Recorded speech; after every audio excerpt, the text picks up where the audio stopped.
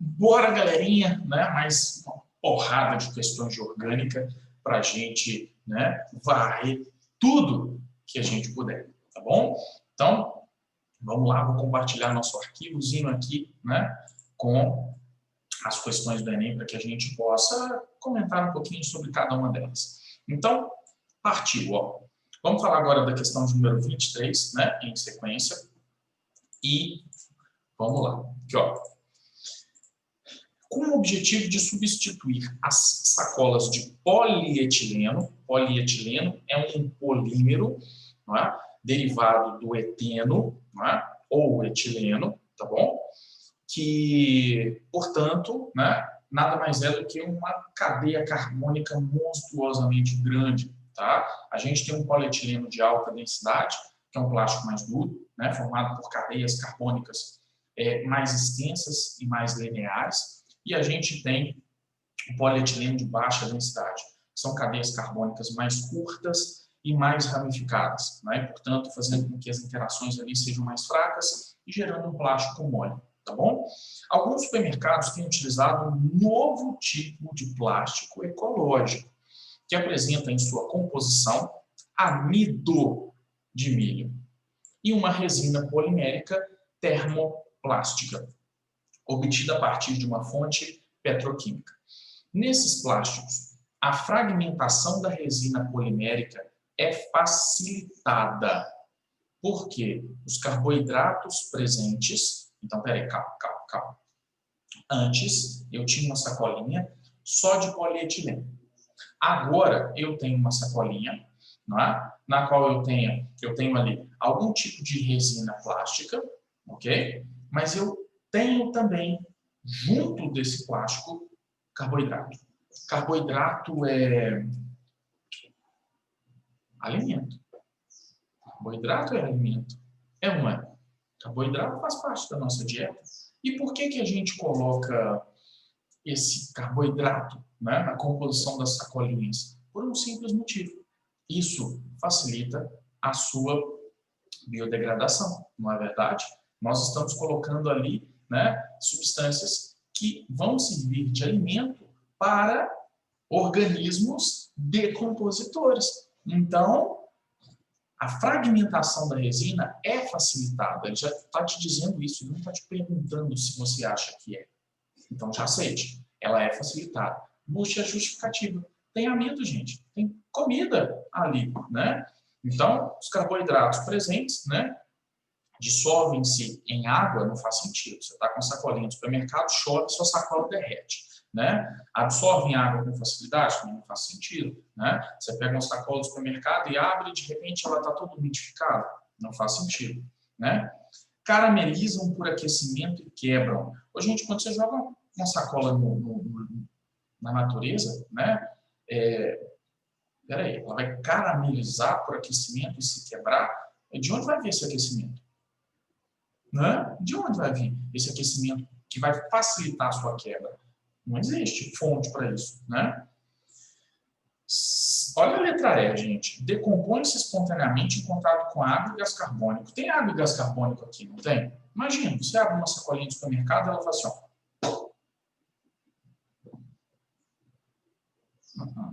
Letra D, né? São digeridos por organismos decompositores. Amido, carboidrato, gente. Ó, alimento, não é verdade? Então, os agentes decompositores que estão presentes na natureza, no solo, na água, né? Eles vão facilitar a quebra desse polímero exatamente porque ali tem alimentos para eles, tá bom? Então, uma questão que até a interpretação, né, gente, ela possibilitaria aqui a resolução. E o Enem tem muitas questões, né, onde esse bom senso ele é exigido, não só em química, mas nos outros conteúdos também. Questão 24. Adoro, porque nos permite aqui trabalhar um conceito que aparece com muita frequência. Vamos lá. Opa. O senso comum, já falou senso comum, tem uma coisa errada. Nos diz que os polímeros orgânicos, os plásticos, em geral, são isolantes elétricos. Tipo, o plástico não conduz eletricidade, né? Entretanto, os polímeros condutores são materiais orgânicos que conduzem eletricidade. Então, está te dizendo que existem polímeros condutores. O que faz esses polímeros diferentes é a presença das ligações covalentes duplas conjugadas. Adoro esse conceito. Ele aparece muito e ele é importante. Com ligações simples, ao longo de toda a cadeia principal, incluindo grupos aromáticos. Isso permite que um átomo de carbono desfaça a ligação dupla com seu vizinho e refaça com outro. Assim, a carga elétrica desloca-se dentro do material. Não é? Você tem uma sobreposição de orbitais P's, né, em átomos vizinhos e adjacentes, fazendo com que ali ocorra uma deslocalização de elétrons, uma ressonância. Né? Se você tiver uma diferença de potencial, você faz com que os elétrons migrem em um sentido, tá bom?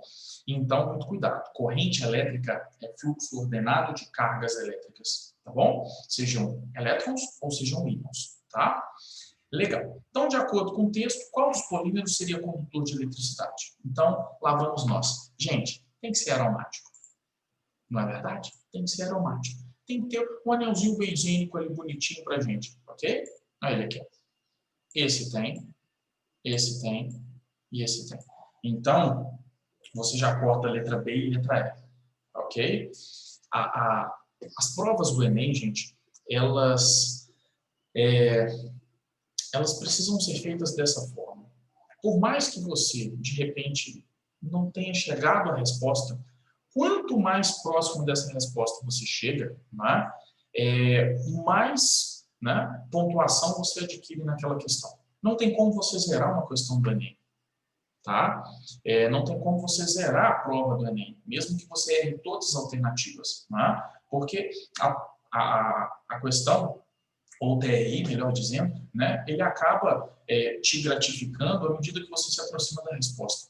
Então, busquem sempre trabalhar dessa forma, tá bom? Eliminando ali respostas que você sabe que está errado, né? E muitas vezes elas são também muito distantes dos conceitos básicos que são apresentados pela questão. Tem que ter grupo aromático. Se você marcar a letra B ou letra E, você não sabe o que é um grupo aromático. Então, pô, né? Você é penalizado nesse sentido.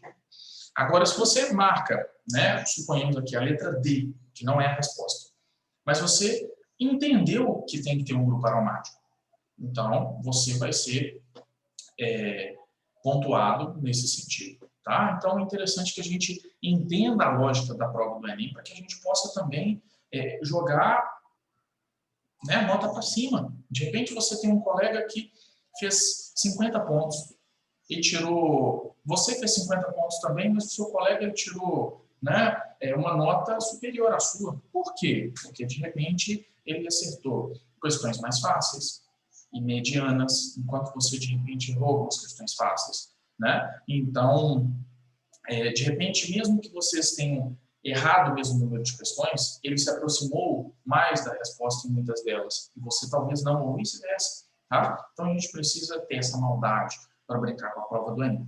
E aí, lá vamos nós. Eu preciso de ligação dupla conjugada. O que é dupla conjugada? Dupla ou duplas separadas por uma simples. Dupla, simples dupla. Simples dupla, simples dupla. Na letra D, não tem nem dupla, gente, aqui ó, na cadeia, tá vendo? Não tem nem dupla na cadeia carbônica. Não pode ser. Então, a letra D a gente vai apagar, tá bom? Já vou apagar a D e a E. Ok? Ficamos aqui... Opa, apaguei a A, não poderia ter apagado, né? Ficamos entre A e C. Então, aqui tem um anelzinho aromático. Agora, vamos ver se tem dupla conjugada. Vamos ver na letra C. Olha aqui, ó, anelzinho, né? Eu tenho 3 duplas conjugadas dentro do anel benzênico. Aí vem aqui, ó, simples, simples e depois outro anel. Galera, não é conjugado. Conjugado é o que eu enxergo aqui, ó. Ó, eu vou colocar só uma dupla aqui, tá? No anel tem 3. A gente sabe disso. Então, aqui, ó. Lá vamos nós, ó. O que eu tenho aqui, ó? Dupla, simples, dupla, simples, dupla, simples. Aqui tem uma dupla, simples, dupla, simples, dupla, simples, dupla, simples, dupla, e assim vai. Então, a conjugação ela existe exatamente nessa estrutura da letra A, o que faz com que, claro, ela seja aqui a nossa resposta. Combinado? Então, saber o que é dupla conjugada é muito importante para a prova do Enem. E já apareceram em outras questões também, envolvendo protetores solares, condutividade elétrica, tá bom? Então, dupla conjugada seria exatamente isso. Duplas separadas por uma única simples, tá bom? Isso permite a conjugação de orbitais P, né? Gerando ali uma nuvem eletrônica, uma macronuvem, na qual os elétrons podem, né, se movimentar. Beleza? Então, letra A, matamos. Guardem esse conceito, porque ele é um conceito importante. Legal. Vamos para a questão agora de número 25. Gente, vejam e revejam, né, as questões, né, caso vocês tenham dúvidas.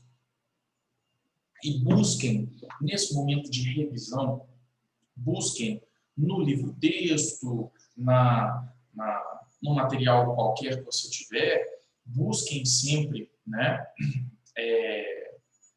apostilas, videoaulas, né? A gente tem, né, hoje com a internet uma infinidade de fontes possíveis. Busquem, claro, fontes confiáveis. E, em segundo caso, voltem ao conteúdo só se vocês tiverem alguma necessidade. Eu tenho uma deficiência num termo tal, que eu não estou lembrando. Voltem no conteúdo.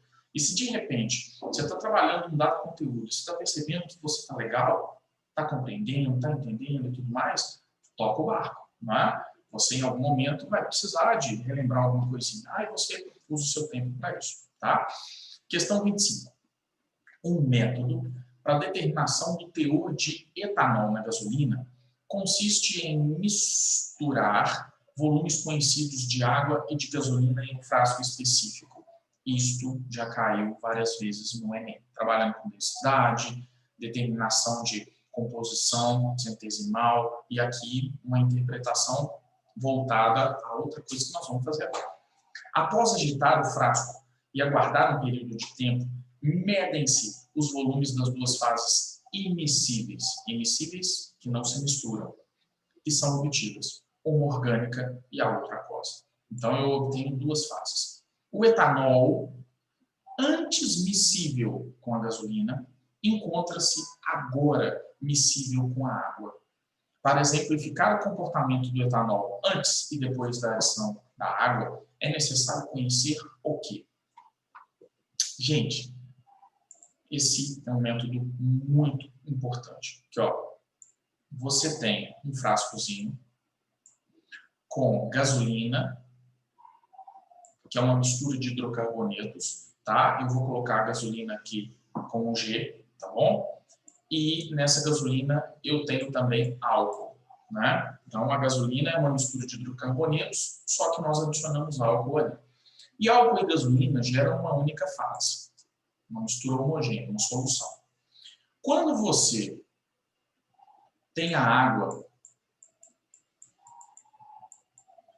e mistura esses dois recipientes, fazendo com que a gasolina, o álcool e a água coexistam, a gasolina, que é composta por hidrocarbonetos, ela não vai ser solubilizada pela água e vice-versa. Mas o álcool, que é o etanol, ele com a água se dissolve. Ele se mistura, formando uma solução. Inclusive a própria questão disse isso aqui, né? Agora miscível com a água. Por quê? O etanol, que é essa estruturinha, com a água, ele faz qual tipo de interação? O álcool com a água, ele faz ligação de hidrogênio. Enquanto o álcool com a gasolina, ele faz a interação do tipo de polo permanente e de polo induzido. E o de polo induzido e de polo induzido também, tá? Que são interações mais fracas. Então, eu antes estava interagindo com álcool.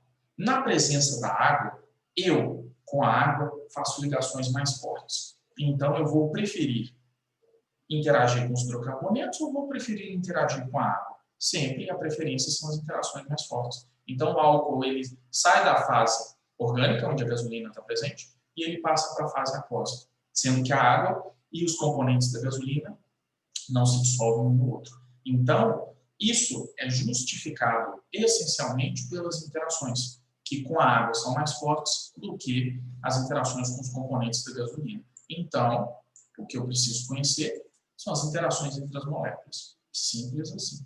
Tá bom? Qualquer análise envolvendo formação ou não de solução, gente, né, envolve interação intermolecular. Tá bom? Claro, se tratando de moléculas. Né? Então, letra E já foi. Beleza? A resposta aqui. Vamos lá. Questão 26. Uma questãozinha legal. Tá? Falando um pouquinho sobre polímeros. Alguns materiais poliméricos não podem ser utilizados para a produção de certos tipos de artefatos. Sejam por limitações das propriedades mecânicas, às vezes eles se quebram, né, por exemplo, seja pela facilidade com que sofrem degradação, gerando subprodutos indesejáveis para aquela aplicação. Torna-se importante, então, a fiscalização para determinar a natureza do polímero utilizado na fabricação do artefato. Um dos métodos possíveis baseia-se na decomposição do polímero para a geração dos monômeros, que lhe deram origem. Os monômeros nada mais seriam do que os reagentes a serem utilizados na síntese, na produção do nosso polímero. Tá bom? Então, os monômeros seriam a matéria-prima. A decomposição controlada de um artefato gerou uma diamina e um diácido. Logo, o artefato era de qual classe? Então, espera aí. Você tinha um polímero, você quebrou ele em duas partes, tá bom? E você produziu ácido e amina. Gente, existem duas classes principais, não são as únicas, tá? De polímeros. Quais seriam essas? Primeira classe de polímeros, que é muito comum para a gente, seriam classes como essa, né? Onde eu encontro exatamente isso aqui, ó. Esse grupinho vai estar presente, tá? Uma representação bem genérica, tá? Isso é um éster. Esse pedacinho aqui, né, é o pedacinho clássico de um éster. E esse éster, ele pode ser reciclado, né, utilizando-se de água. Utilizando-se da água. E que nesse caso, né, ao sofrer hidrólise, um éster ele produz um ácido mais um álcool. Né, mais um álcoolzinho aqui. Então, gente, isso nada mais seria do que a hidrólise, né, de éster, que é o contrário da esterificação de Fischer. Ácido e álcool gera éster e água. Éster e água gera ácido e álcool. E a outra classe muito comum, no caso dos polímeros, seria a classe na qual eu tenho exatamente, né? Peraí, estou repetindo. Na qual eu tenho isso aqui. Isso é uma amida, né? C-O ligado à carbonila, né? Ligado ao nitrogênio. Isso para a gente é uma amida, tá bom? E essas amidas, né? Elas aparecem muito, por exemplo, ao trabalharmos com proteínas, né? Proteínas são poliamidas. E quando essas poliamidas são hidrolisadas, que é um método, né, de reciclagem, eu vou obter o ácido e eu vou obter, aqui uma representação genérica, tá, gente? E eu vou obter uma amina, ok? Então, amidas, quando hidrolisadas, geram ácido e aminas, tá bom? Então, se eu gerei ácido e amina, é porque obrigatoriamente eu precisaria ali encontrar a função amida, ok? E se estamos falando de um polímero, essa amida se repete muitas vezes. Poli, muitos, né? Então, uma poliamida nada mais seria do que um polímero onde o grupo amida está presente e se repete N vezes dentro da sua estruturinha, tá bom? Se você tiver um éster que se repete N vezes dentro de uma estrutura, né, gigantesca, você tem um poliéster. Então, são as duas principais classes, não são as únicas, tá bom? Então, ficamos assim. Ah lá, ó. Eu já corto aqui, gente, polietileno, desculpa. Eu já corto aqui de cara polietileno e polipropileno. São hidrocarbonetos. Você não vai gerar ácido e amina nunca, né? Aí vem o poliéster, né? Vem o poliéster. Aqui, né? No qual o éster, ao ser hidrolisado, não produz amina, não tem nem nitrogênio, gente, né? E o poliacrilato também não tem nitrogênio na composição. Tá? Então, eu poderia, talvez, até resolver essa questão dessa forma. Se não tem nitrogênio na composição, não vai ter como gerar amina de forma nenhuma. Eu já vou para a poliamida, marco a minha respostinha e ganhei meu pontinho. Legal? Então, fiquem espertos, né? Polímeros aparecem e são importantes para a gente e envolvem nada mais, nada menos do que o conhecimento de reações orgânicas. Beleza? Então, vamos continuar tocando o barco. A gente ainda tem muita coisa legal dentro de orgânica para trabalhar. Até o próximo vídeo. Tchau, tchau.